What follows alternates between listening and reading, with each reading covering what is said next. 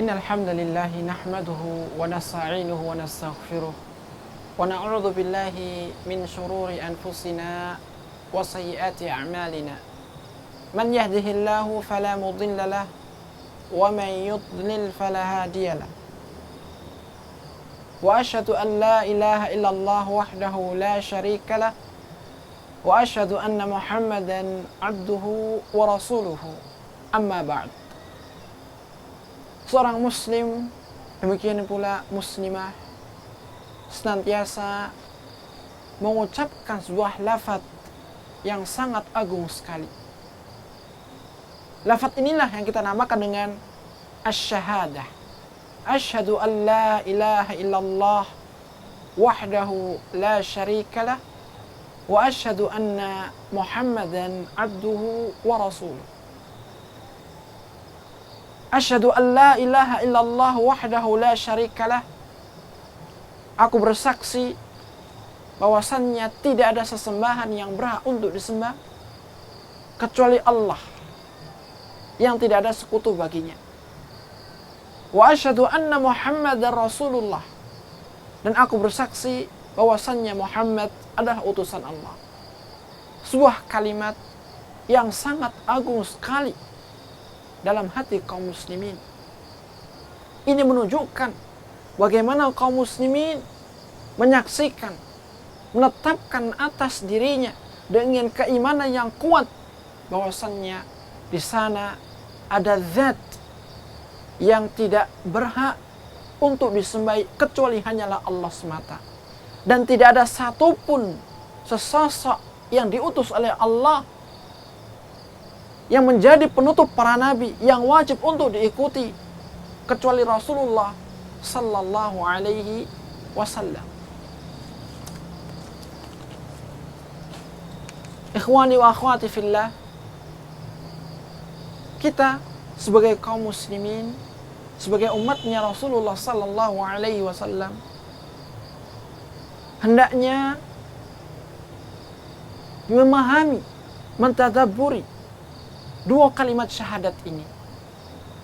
Ketika kita mengatakan saya bersaksi bahwasannya tidak ada sesembahan yang berhak untuk disembah kecuali Allah, maka dari sini kita sudah mengikrarkan dengan penghambaan diri kita hanya kepada Allah saja, bukan kepada yang lainnya. Kita berdoa hanya kepada Allah, kita meminta juga hanya kepada Allah. Kita beristighatsah, meminta perlindungan, dan semuanya dari urusan kita itu semuanya kita tujukan hanya kepada Allah. Kita beribadah, kita sujud, kita rukuk juga hanya kepada Allah Subhanahu wa taala. Karena dialah zat yang telah menciptakan kita semuanya.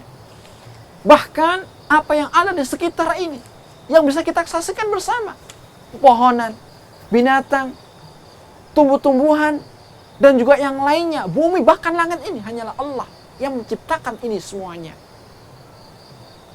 Oleh karena itu, zat yang betul-betul dan yang hak bisa dibuktikan kalaulah ini diciptakan olehnya, maka dialah satu-satunya zat yang berhak untuk diibadahi. Dialah satu-satunya zat yang berhak untuk diibadahi. Zat yang berhak mendapatkan bentuk ibadah kita kepadanya. Dan ini merupakan tujuan kenapa kita semuanya di sini ada di dunia ini, diciptakan oleh Allah Subhanahu wa taala.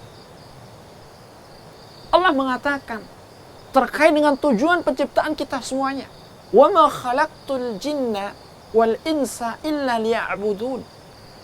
Kata Allah, aku tidak menciptakan jin, demikian pula manusia, kecuali untuk beribadah hanya kepadaku. Kata para ulama, ai liyuwahhiduni, untuk mentauhidkan aku, menghambakan diri hanya kepada Allah, dengan mengisahkan kalau Allah adalah zat yang menciptakan kita semuanya, zat yang memberi rizki kepada kita, zat yang menguasai seluruh jagat raya ini. Demikian pula Allah Subhanahu wa taala di dalam banyak ayatnya menjelaskan bahwasannya kita sebagai hambanya diperintahkan untuk beribadah hanya kepadanya, karena dialah satu-satunya zat yang berhak untuk diibadahi. Wa qadha rabbuka alla ta'budu illa iyyah. Kata Allah, Allah memerintahkan kepada kalian agar tidak beribadah kecuali hanya kepadanya. Alla ta'budu illa iyyahu. Agar kalian tidak beribadah kecuali hanya kepada Allah. Wa'budullah wa la tusyriku bihi syai'a. Beribadahlah kalian kepada Allah dan janganlah berbuat syirik terhadap Allah, Tuhan kita, Rabb kita, pencipta kita, zat yang telah memberi rezeki, mengatur urusan kita semuanya. Asyhadu an la ilaha illallah wahdahu la syarikalah. Aku bersaksi bahwasannya tidak ada sesembahan yang berhak untuk disembah, untuk diibadai, kecuali hanyalah Allah semata, yang tidak ada satupun sekutu baginya.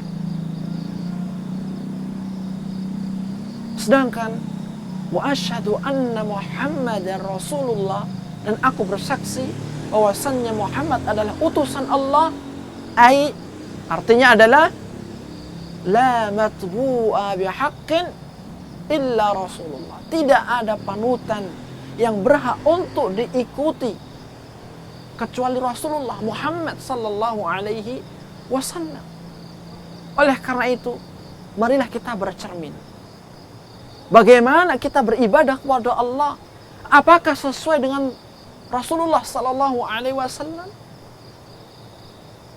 Salat kita, puasa kita, sedekah kita, penunaian zakat kita, apakah selaras dengan tuntunannya Rasulullah yang diajarkan kepada kita semuanya atau tidak?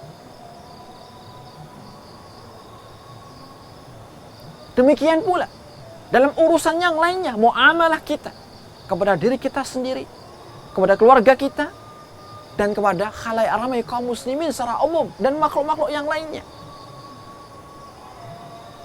Sungguh Allah Subhanahu wa taala telah memerintahkan kepada kita semuanya untuk senantiasa mengikuti dan menapak tilasi jejaknya Rasulullah sallallahu alaihi wasallam. Laqad kana lakum fi Rasulillah uswatun hasanah. Kata Allah, sungguh benar-benar telah ada bagi diri kalian pada diri Rasulullah, diri Nabi kita Muhammad sallallahu alaihi wasallam, suri tauladan yang baik. Liman kana yarjullaha wal yawmal akhir wa dzakarallaha katsira.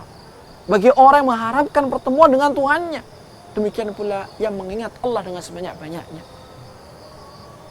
Ini isyarat yang menunjukkan kalau Allah memerintahkan kita untuk senantiasa mengambil Rasulullah sebagai panutan kita, uswatuna qudwatuna, yang kita ingin menapak tilasi jejaknya, ingin berjalan di atas jalan beliau. Al-Imam Ibn Katsir mengatakan di kitab tafsir beliau, hadhil ayatul karimatu aslun kabirun fit ta'assi بالرسول صلى الله عليه وسلم في أقواله وأفعاله وسائر أحواله. Ayat yang mulia ini adalah dasar yang agung, hujjah yang kuat akan wajibnya kita untuk menapak tilasi, untuk mengikuti jejaknya Rasulullah sallallahu alaihi wasallam, baik dalam ucapan-ucapan beliau, perbuatan-perbuatan beliau, dan seluruh keadaan beliau semuanya. Maka daripada itu, marilah kaum muslimin dan juga kaum muslimat, kita merealisasikan makna dari dua kalimat syahadat ini. Yang pertama, kita tidak beribadah kecuali hanya kepada Allah Ta'ala.